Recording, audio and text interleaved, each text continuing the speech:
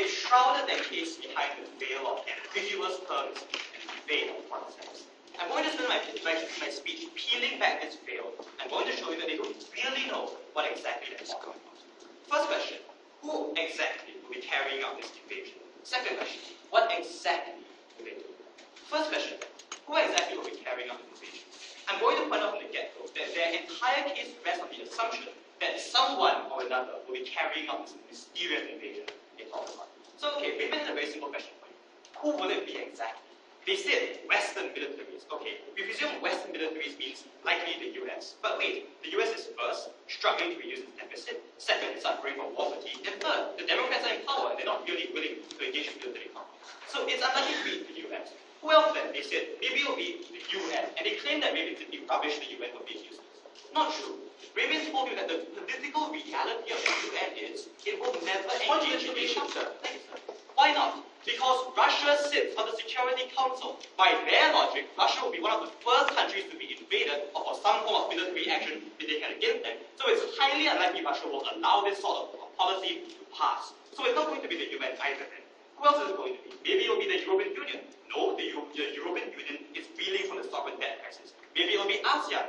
No, ASEAN is non-interventionist Asia. Maybe it will be the African Union. So thank you, sir. The African Union is extremely unlikely to wage war against itself.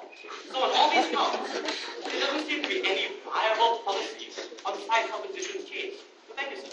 But you know what? There's something even worse than this.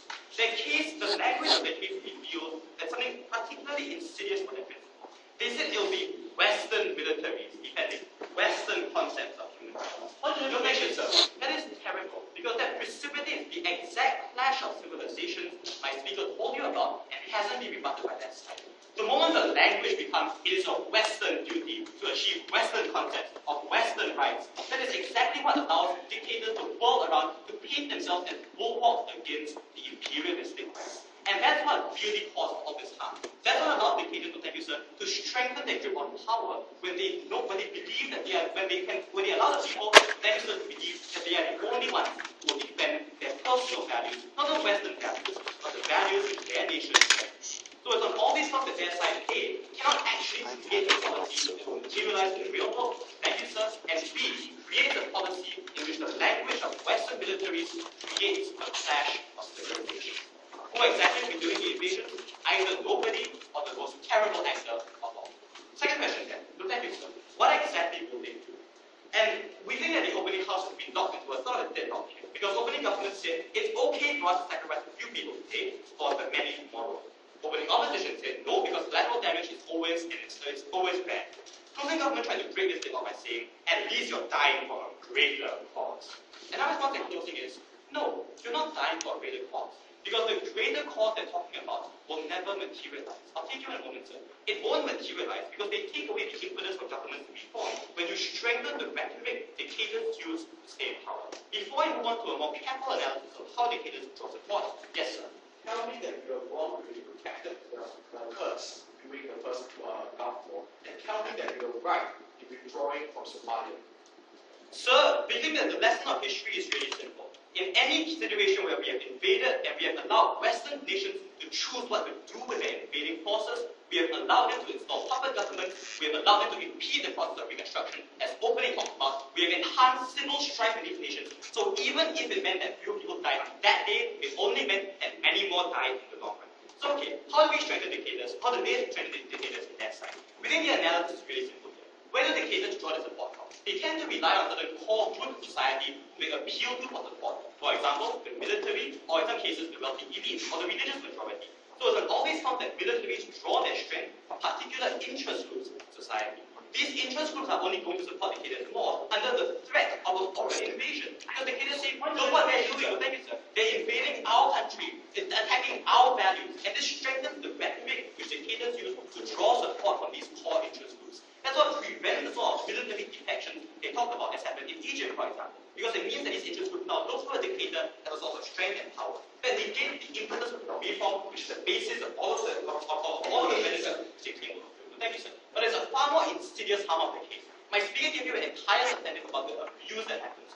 Why will abuse happen? Because as we said, there is really no Western nation which is willing to engage these sorts of conflicts. That means the only time they will actually invade is if there's something in it for them. And that's terrible. That allows Western nations to invade on the pretext of ensuring or protecting human rights, but in reality, in order to secure their own interests, they're protecting their oil interests, for example, or their energy interests. So on all these counts, they allow this sort of abuse to happen, and they legitimize invasion on an individual basis for these nations. Furthermore, thank you, sir, we think it gets far worse when you think about puppet governments that become installed. Because we told you about a clear track record where puppet governments are forced into power by invading nations. Look at the first Anglo-Afghan war, all the way to today, where situations like Egypt, which are just suffering from a collapse of its puppet, or former puppet government, thank you, sir, of the West. On all these counts, we think puppet governments make it far worse, because in the long run, these governments tend to become decadent in their own accord. They tend to neglect people on the ground on their own accord. And furthermore, they tend to collapse, and that leads to even more civil strife in the long run. So even if they protect the short run, so thank you, sir, they can't claim to any role on the long run. But okay, they push us for an alternative. They said, we need to prove that we have a viable solution. Not so. Our burden is to prove that their side makes the situation worse. But you know what?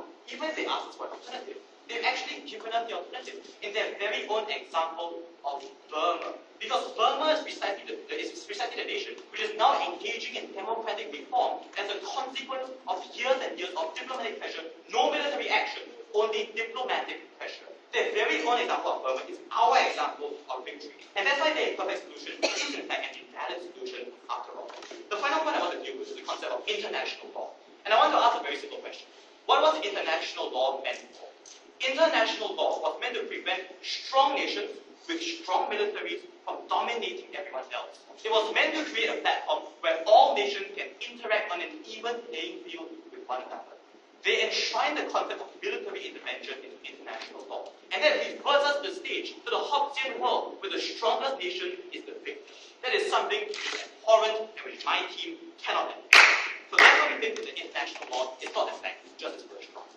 We think that the words of the Whig government are very true. But we think that they have a rather different meaning in this debate. Because the Carthaginian peace is worse than no peace at all.